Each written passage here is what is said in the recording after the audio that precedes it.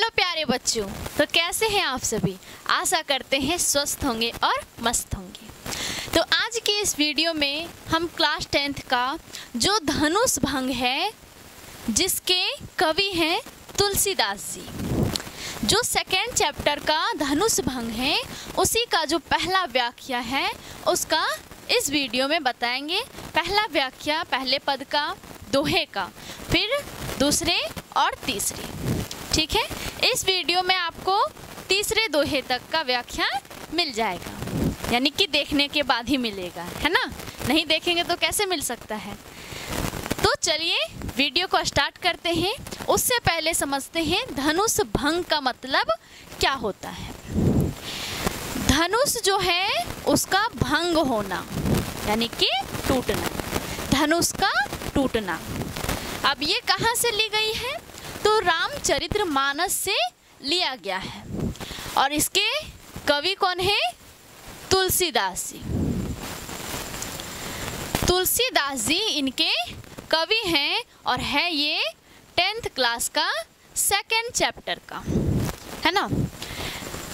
इसमें जो है सीता का जो स्वयंवर रचा गया था, रखा गया था, है ना।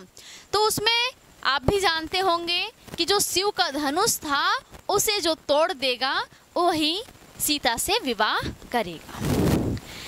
तो सारे राजाएं थक जाते हैं, किसी के हाथ से ना उठता है और ना ही टूटता है। तब श्री रामचंद्र जी उठते हैं, और जब वो उठते हैं तब की बात इसमें करी जा रही है।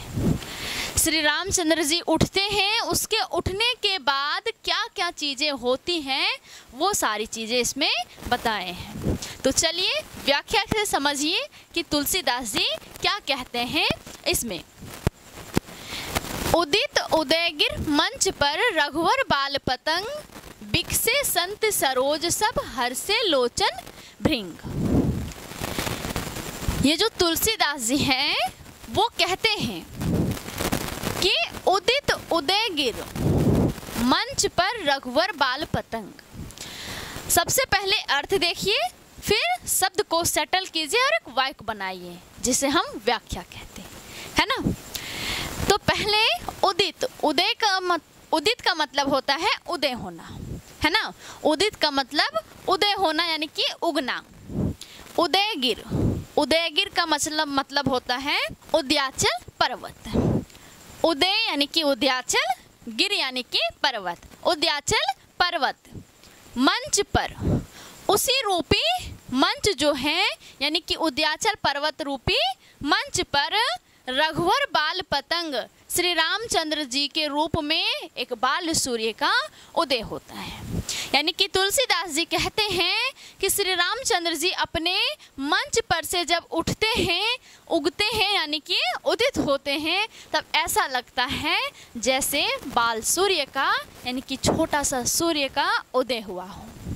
जैसे सुबह के समय देखते हैं सूर्य लाल होता है और छोटे आकार में उगते हैं, लेकिन धीरे धीरे फिर बड़ा आकार में आ जाते हैं। उसी तरह कहते हैं कि श्री रामचंद्र जी जब उठते हैं अपने मंच पर से, जहाँ बैठे होते हैं, है ना, तो जहाँ बैठे होते हैं वहाँ से जब वो उठते हैं तब ऐसा लगता है जैसे क्या, बाल सूर्य का उदय हुआ हो।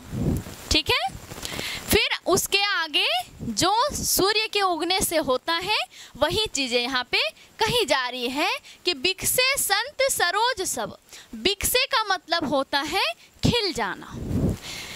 संत सरोज, संत रूपी जो सरोज थे, सरोज का मतलब क्या होता है, कमल, है ना, पर्यायवाची है। तो कमल का पर्यायवाची क्या होता है, सरोज। तो वही कहते हैं कि खिल जाते हैं संत रूपी कमल। जैसे सूर्य के उगने से कमल खिल जाती हैं, उसी तरह श्री रामचंद्र जी के उठने से संत लोग खिल जाते हैं, यानी कि प्रसन्न हो जाते हैं, खुश हो जाते हैं। और सब हर्षे लोचन भृंग, सबकी जो आँखें थे वो हर्षित हो गई, यानी कि बहुत ज़्यादा प्रसन्न हो गए। लोचन, लोचन यानी कि नेत्र। भृंग, भृंग का मतलब होता है, भृंग का मतलब होता है भौरे। जो शाम के टाइम में आपको दिखाई देता होगा, जो छोटे छोटे होते हैं, बहुत सारे भन भन करते हैं, है ना, तो वो भौरे कमल में अपना रस चूसते चूसते उसी में बंद हो जाते हैं जब सूर्यास्त हो जाता है। तो सूर्य का डूबने के बाद यानी कि सूर्यास्त होने के बाद कमल के अंदर ही वो भौरे बंद हो जाते हैं, और जब उदित होते हैं यानी कि सूर्य उगता है तो वो भौरे आज़ाद हो जाते हैं। और आज़ादी पाकर कौन नहीं खुश होते हैं, बताइए। अपना देश भी आज़ाद हुआ था तो सारे लोग खुश हुए थे, है ना।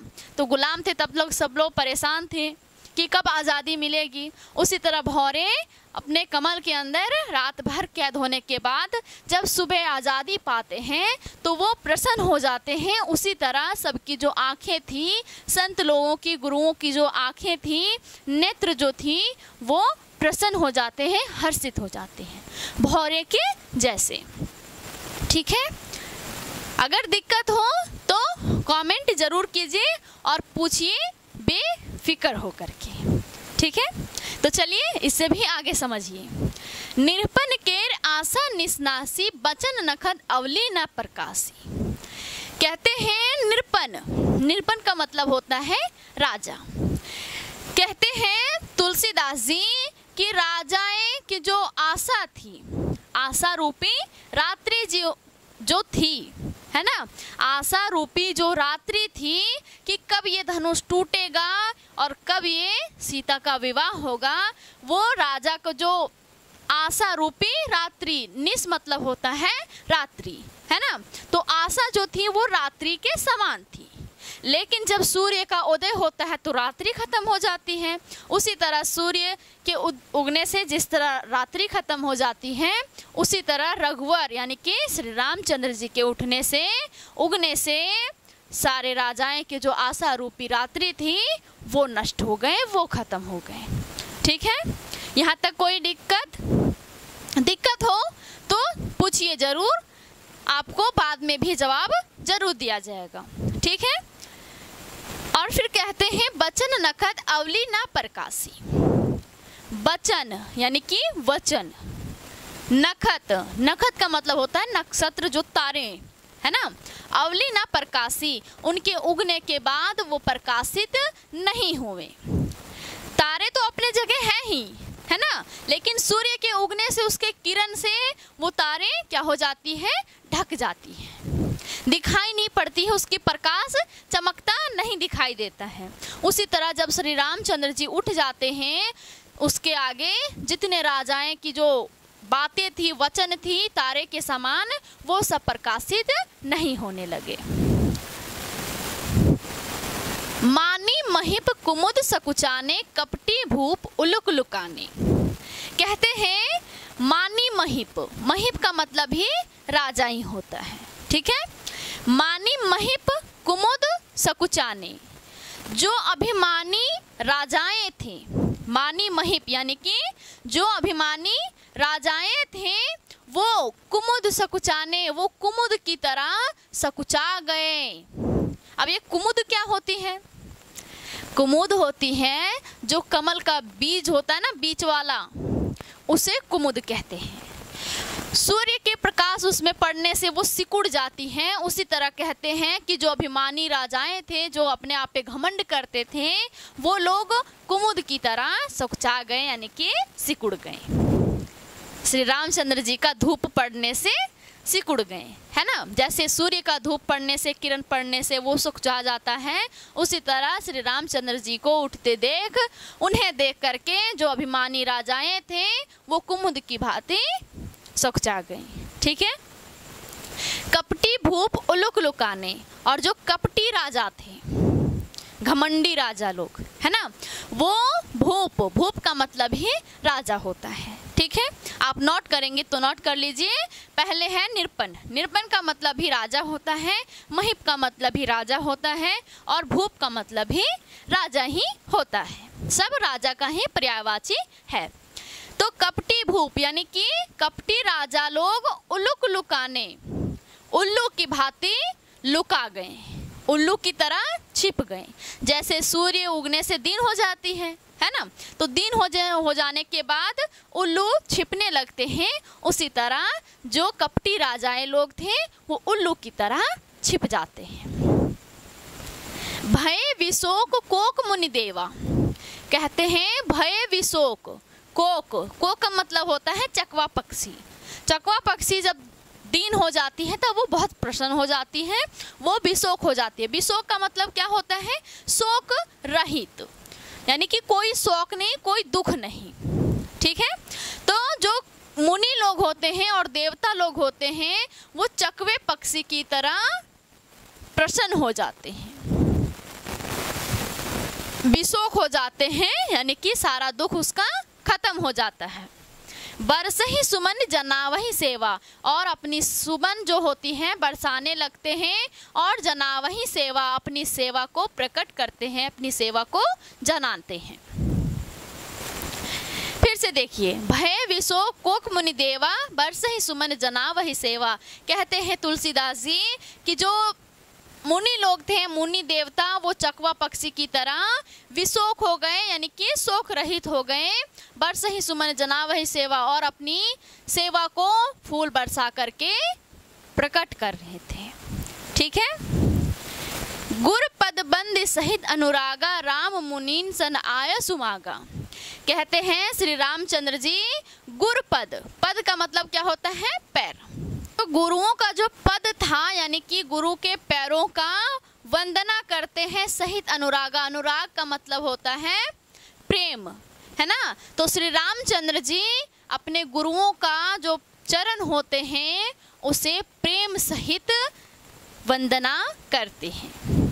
राम मुनीन सन आयो सुमागा, और राम जी, श्री राम जी मुनियों से, सभी मुनियों से आज्ञा मांगते हैं। आयु से मतलब होता है आज्ञा मांगा, यानी कि आज्ञा मांगते हैं।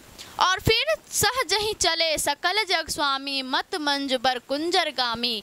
कहते हैं कि सहज ही चले, सहज भाव से चलते हैं सकल जग स्वामी, यानी कि संपूर्ण संसार के स्वामी। सहज भाव से संसार के जो स्वामी हैं वो चलते हैं मत मंजबर कुंजर गामी। ऐसा लगता है जैसे मतवाला हाथी चलते हैं, उसी तरह सहज भाव से श्री रामचंद्र जी चलते हैं। चलत राम सब पुर नर नारी, पुलक पूर्तन भय सुखारी। कहते हैं कि श्री रामचंद्र जी जब चलते हैं, कौन चलते हैं? श्री रामचंद्र जी, यानी कि राम जी, है ना। तो सब पुर नर नारी, उस जनकपुर के जो नर नारी थे, नर और नारी यानी कि स्त्री पुरुष जितने सारे लोग थे, वो पुलक पूर्तन भय सुखारी, उसका शरीर सुखारी यानी कि सुख के मारे पुलकित हो जाता है। पुलकित क्या होती है? रोमे में खड़ा हो जाता है ना, उसी को पुलकित कहते हैं। यानी कि बहुत ही ज़्यादा प्रसन्न हो जाते हैं, उसके कारण उसका शरीर पुलकित हो जाता है। तन यानी कि शरीर जो है वो सुख के मारे पुलकित हो जाते हैं। बंद पितर सुर शुक्र संभारे, जो कुछ पुण्य प्रभु हमारे। और फिर वंदना करते हैं और कहते हैं हे पितर यानी कि पूर्वजों से करते हैं, और सुर यानी कि देवताओं से। जो वहाँ के नर नारी थे वो सब वंदना करते हैं अपने पितरों की यानी कि अपने पूर्वजों की और देवताओं की, और अपनी जो सुकृत है, सुकृत का मतलब होता है अपनी जो पुण्य है वो संभारे यानी कि अपनी पुण्य जो है उसे स्मरण कर रहे हैं कि मैंने ऐसा कौन सा पुण्य किया है ना। और फिर कहते हैं जो कुछ पुण्य प्रभु हमारे, कहते हैं अगर जो कुछ है, अगर मैंने कोई पुण्य किया है तो उसका अगर थोड़ा सा भी प्रभाव है, कुछ पुण्य प्रभु हमारे यानी कि थोड़ा सा भी अगर हमारे पुण्य का प्रभाव है तो शिव धन मृणाल की नाई, कहते हैं कि ये जो शिव का धनुष है उसे मृणाल की नाई बना ले और तोड़हु राम गणेश गोसाई, और तोड़ डालें श्री रामचंद्र जी हे गणेश भगवान।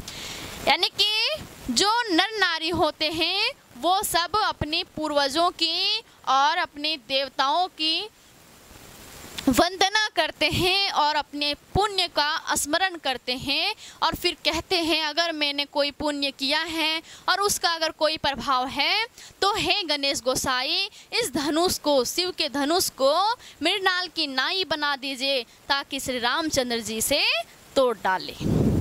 अब ये मृणाल की नाई क्या होता है? मृणाल का मतलब होता है कमल, है ना, और नाई उसकी जो डंडी होती है पट्ट से टूट जाता है, वो वाली मृणाल की नाई बना दीजिए इतना भयंकर धनुष को, जो किसी राजा ने हिला तक नहीं सका। ठीक है, तो चलिए दूसरे पद को भी, दूसरे व्याख्या को भी, दूसरे दोहे को भी व्याख्या के साथ समझिए।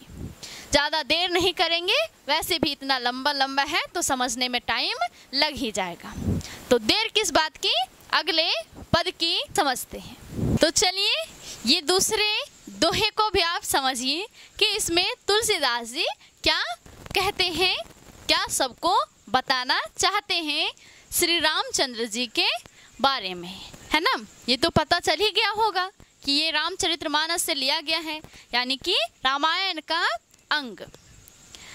राम लक्ष्मण सीता ये तो सबसे मेन मूल्य होते हैं ना, तो इसमें क्या बताते हैं उससे पहले ये देखिए, ये सुनिए कि इसमें जो सीता का माता होती है ना, वो बहुत परेशान हो जाती है जब सारे लोग हार जाते हैं, और फिर श्री रामचंद्र जी जब उठते हैं तब वो तो किशोर अवस्था में होते हैं ना, कम उम्र वाले होते हैं, तब यही देख करके वो और ज़्यादा चिंतित हो जाते हैं कि इतने शक्तिशाली राजाएं लोग नहीं उठा पाए, धनुष को नहीं तोड़ पाए, तो ये किशोर बालक क्या कर पाएगा, है ना। और इस बात से लेकर के चिंतित होती है और अपनी सखी को अपने पास बुलाती है। क्या होता है कि राम ही प्रेम समेत लखी, लखी का मतलब होता है देखना, समेत यानी कि उसके साथ, किसके साथ, प्रेम के साथ, राम ही यानी कि श्री रामचंद्र जी को प्रेम के साथ देखती है और सखिन समीप बुलाई, कहती हैं सखिन समीप बुलाई, और अपने सखी को समीप यानी कि अपने करीब बुलाती है। सीता मातु स्नेह बस बचन कहे बिलखाई, कहते हैं कि जो सीता का माता थी, सीता मातु यानी कि सीता की माता, स्नेह बस यानी कि प्रेम के वश में, जो प्रेम था, स्नेह था, उसके बस में हो करके वचन कहे बिलखाए, बिलखाते हुए वचन कहती है।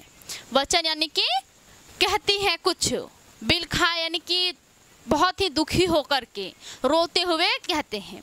क्या कहते हैं? सखी सब कोतक देख निहारे, हे सखी यहाँ पे जितने लोग आए हैं वो सब तमाशा देख रहे हैं, यानी कि ये तमाशा देखने सब आ रहे हैं, यानी कि कहते हैं सखी सब कौतुक देख निहारे, जेओ कहावत ही तुम्हारे। हे सखी यहाँ जितने सब लोग हैं वो इस तमाशा को देखने आ रहे हैं, सब देख रहे हैं, निहार रहे हैं। जेओ कहावत हित हमारे, और जो हमारे हित यानी कि हमारे ज़्यादा हितैषी जो होते हैं वही ज़्यादा शामिल है और वही इस तमाशा को सिर्फ देखे जा रहे हैं। जेओ कहावत हित हमारे, वही देख रहे हैं जो हमारे हितैषी कहलाते हैं। कौन न बुझाए कहे गुर पाई, ए बालक असिहट भल नाही। कहते हैं सखी कोई किसी से जाकर के यानी कि कोई भी बुझाते नहीं है गुरु, यानी कि उस गुरु को, जो राजा से भी किसी को तो गुरु मानते हैं ना, तो कहते हैं उसकी माता कोई गुरु को जाकर के समझाते क्यों नहीं है कि ये इस बालक से ऐसा हट भला नहीं है, यानी कि अच्छा नहीं है, ये जो धनुष तोड़ने का जो हट है यानी कि जिद, ये इस बालक के लिए सही नहीं है। कोई गुरु से जाकर के क्यों नहीं बताते हैं, क्यों नहीं उन्हें समझा रहे हैं, सब सिर्फ तमाशा देख रहे हैं, है ना। रावण बाण छुआ नहीं चापा, हारे सकल भूप करिदापा।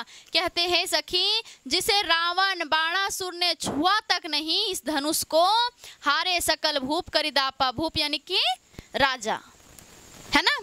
तो हारे सकल, इस संसार के जो जितने राजा यहाँ पे आए थे सारे राजाएं हार गए, तो इस बालक से क्या हो पाएगा, है ना।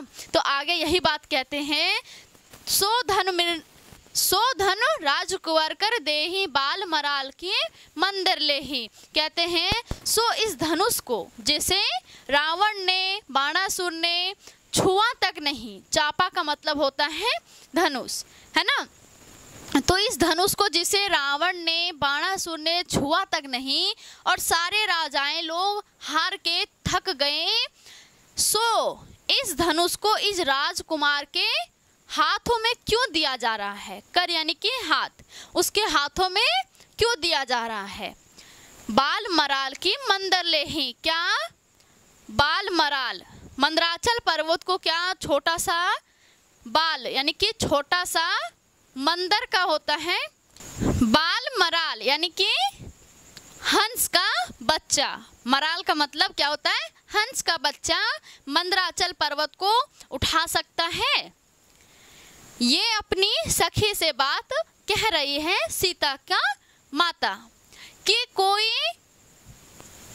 पहले कहते हैं कि सो धनु यानी कि इस धनु को राजकुंवर कर देही, इस धनुष को क्यों राजकुमार के, इस किशोर बालक के हाथों में दिया जा रहा है। क्या कोई बाल मराल यानी कि हंस का बच्चा मंदराचल पर्वत को ले सकता, अपने हाथों पे यानी कि उठा सकता है।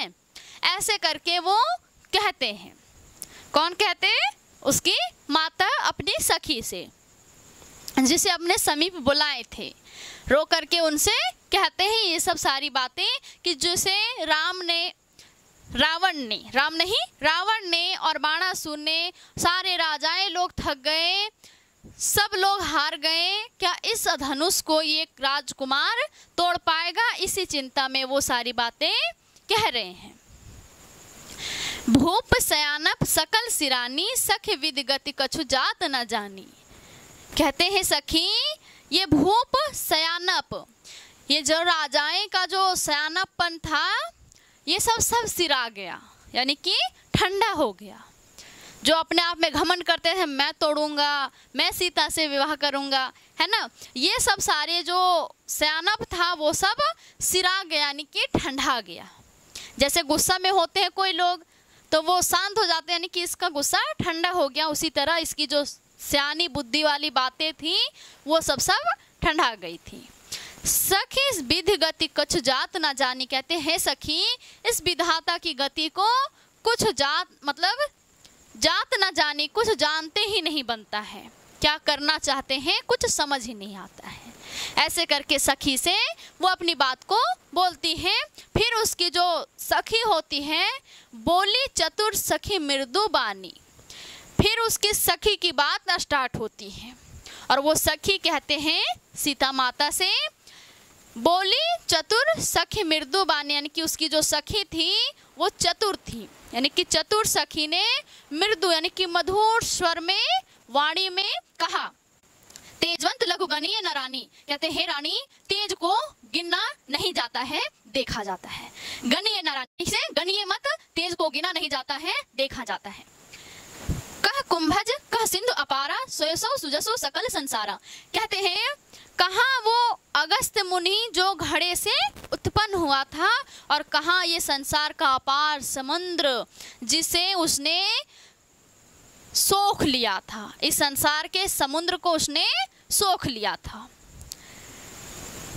रवि मंडल देखत लघु लागा, उदय तासो त्रिभुवन तम भागा, कहते हैं ये जो रवि मंडल है सूर्य है ना, देखत लघु लागा, लघु यानी कि छोटा सा लगता है, लेकिन उदय तासु उदय होने से त्रिभुवन तम भागा, तीनों लोकों का जो तम यानी कि अंधेरा है वो भाग जाता है।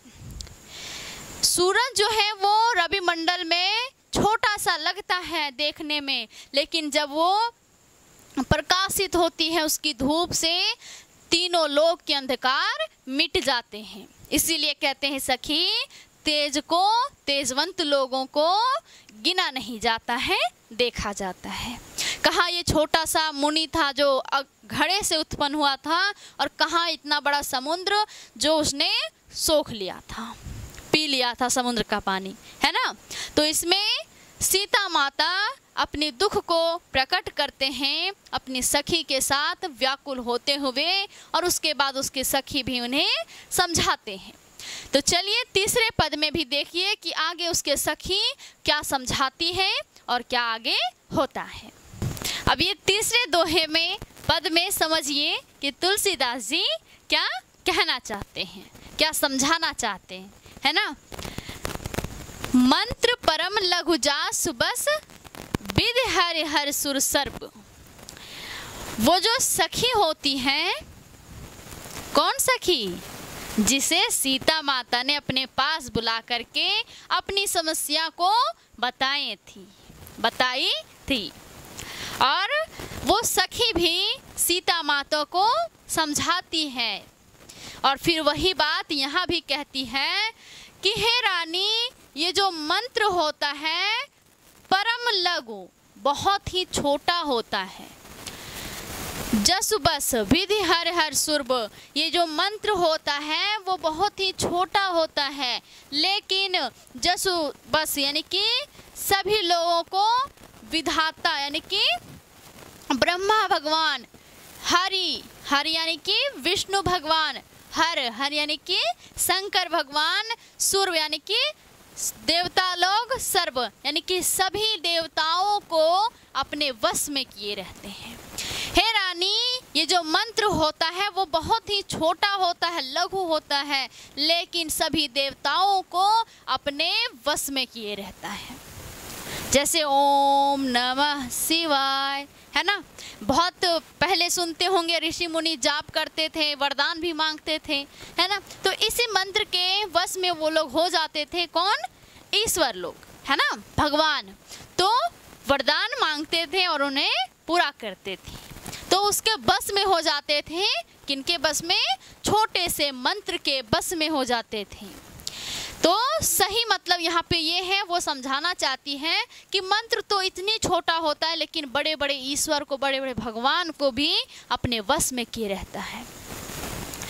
महामत गजराज कहूँ बस कर अंकुश खर्ब। जिस प्रकार एक महामत यानी कि बड़ा ही हाथी, गजराज यानी कि हाथी, बहुत ही बड़े विशाल हाथी को भी बस कर लेता है एक अंकुश खर्ब। अंकुश होता है लोहे का, छोटा सा होता है, कील के जैसा, वो हाथी को अपने वश में किए रहता है। वही कहते हैं कि छोटा सा अंकुश भी बहुत शक्तिशाली जो बहुत बड़े विशाल हाथी होते हैं उन्हें भी अपने वश में कर लेते हैं छोटा सा अंकुश, है ना। काम कुसुम धनुषायक लीन्हे सकल अपने बस किन्हे, सकल भुवन अपने बस किन्हे। भुवन यहाँ पे छूट गई है, यहाँ क्या होगा? भुवन, है ना। सकल भुवन अपने बस किन्हे कहते हैं, वो सखी ही रानी को अभी तक समझाए जा रही है कि आप चिंता मत कीजिए, जो तेज लोग होते हैं उसे गिनना नहीं चाहिए, उन्हें देखना चाहिए, तो बस आप सिर्फ देखिए। तो वही समझाते हुए ये भी कहते हैं काम कुसुम यानी कि जो कामदेव होता है, कामदेव जो है वो अपना धनुष, कुसुम धनुष यानी कि पुष्प का जो धनुष लिए रहते हैं, उससे सकल भुवन अपने बस कीने यानी कि पूरे संसार को अपने वश में किए होते हैं। अपने पुष्प के धनुष से ही पूरे संसार को अपने वश में किए होते हैं, है ना। देव तजीव संसो अस जानी, हंजब धनुष राम सुन रानी, कहते हे रानी, हे देवी, ये जो तजीव संसो, तज दीजिए अपने संसो को यानी कि अपनी जो संदेह है उसे तज दीजिए, अस जानी यानी कि खत्म कर दीजिए। भंजो धनुष राम सुन रानी, कहते हैं हे रानी, इस धनुष को श्री रामचंद्र जी अवश्य ही तोड़ेंगे। ये सब बातें सुन करके सखी बचन सुन वे प्रतीति मिटा विषाद बढ़ी अति प्रीति। कहते हैं ये सब बातें को सुन करके, सखी के बातें को सुन करके भय प्रतीति यानी कि उनका जो संदेह था वो मिट गया, मिटा विषाद बढ़े अति प्रीति, और विषाद हो यानी कि जो चिंता थी वो भी मिट गया और बढ़ गया अति प्रीति, यानी कि श्री राम के प्रति वो प्रेम बहुत ही बढ़ गया। यहाँ पे कहते हैं कि जो सखी होती हैं वो सीता के माता से कहते हैं, रानी ये सब आप सुन करके यानी कि चिंता छोड़िए और अपनी जो संशय है यानी कि संदेह है उसे त्याग दीजिए, क्योंकि ये श्री राम जी इस धनुष को अवश्य ही तोड़ेंगे। तब राम ही विलोक विदेही बेदेही सब हृदय विनवत जेहते ही। तब श्री रामचंद्र जी, तब जब ये बातें खत्म हो जाती हैं तब राम जी, श्री राम जी विलोक, विलोक का मतलब होता है देखना, वैदेही यानी कि सीता जी को देखते हैं, सभय हृदय, उनका सभय हृदय यानी कि बहुत ही ज़्यादा वो डरी हुई है हृदय से यानी कि मन से डरी हुई है, विनवत जेहते ही, और जैसे तैसे जैसे बैठी हैं वैसे ही विनती कर रही है, मना रही है ईश्वर को।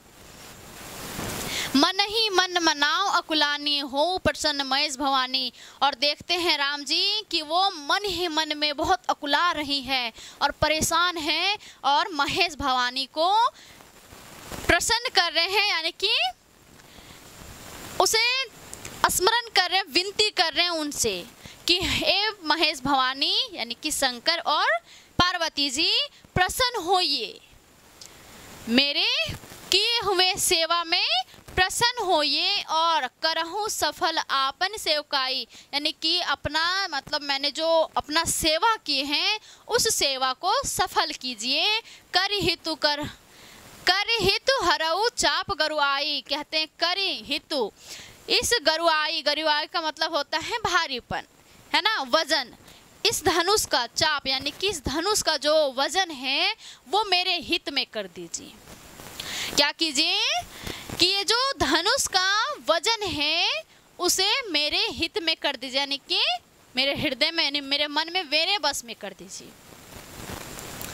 गणनायक बरदायक देवा आज लगे कीन्हु तू सेवा, कहते हैं गणों के नायक है बर देने वाला देवता यानी कि गणेश भगवान, आज लगे कीन्हु तू सेवा, जो मैंने आपकी सेवा किया है उस सेवा को बार बार विनती सुन मोरी, कहते हैं इस सेवा को जान करके आप मेरी ये विनती जो है, जो मैंने बार बार ये विनती जो कर रही हूँ उसे सुनिए। और हरऊ चाप गुरुता अति थोरी, गुरुता मतलब ही वही वजन होती है, कहते हैं हर लीजिए इस धनुष का वजन को और कर दीजिए अति थोड़ी, यानी कि थोड़ा सा कर दीजिए। इतना वो वंदना कर रहे हैं, प्रार्थना कर रहे हैं सभी देवताओं से। पहले क्या होता है कि श्री रामचंद्र जी सीता जी को देखते हैं और वो बहुत ही डरी हुई होती है और जिस तरह से बैठी हुई होती है उसी स्थिति में सबकी वंदना कर रहे हैं, विनती कर रहे हैं। और फिर कहते हैं श्री रामचंद्र जी देखते हैं कि वो मन ही मन में बहुत अकुला गई है, यानी कि अकुला रही है, परेशान हो रही है और महेश भवानी को प्रसन्न कर रहे हैं, यानी कि कहते हैं महेश भवानी आप प्रसन्न हो जाइए, यानी कि शंकर और पार्वती जी को, है ना। और फिर क्या होता है, फिर कहते हैं कि मेरी जो सेवा मैंने आपकी जो की है उसे सफल कीजिए और इस धनुष की जो भारीपन है, वजन है, उसे मेरे हित में कर दीजिए। फिर विनती करके सीता जी जो गणेश भगवान होते हैं उनसे कहते हैं गणों के नायक वर देने वाला देवता भगवान, आप इस धनुष के जो वजन है वो हर लीजिए और थोड़ा सा कर दीजिए, ये मेरी विनती है, इसे सुन लीजिए, है ना। तो यहाँ तक आपको समझ में आ गया होगा, ये मैं विश्वास करती हूँ। अगर नहीं तो आप कमेंट ज़रूर करें और पूछें जहाँ पे आपको दिक्कत हो रही है। तो मिलते हैं नेक्स्ट वीडियो के साथ, नेक्स्ट पद के साथ, नेक्स्ट दोहे के साथ, है ना। ये इस वीडियो में ये लास्ट पद हैं, दोहे हैं 3 तक। अगले वीडियो में आपको 4 4 से लेकर के 7 दोहे हैं धनुष भंग का, वो सारा कंप्लीट हो जाएगा। ठीक है, तो आप यहाँ तक ध्यान से देखे होंगे, उनके लिए थैंक यू। और आगे भी देखते रहिए, आप बने रहिए मेरे यूट्यूब चैनल ज्ञान एक्सप्रेस 24/7 पे। ठीक है, तो मिलते हैं आपसे नेक्स्ट वीडियो में।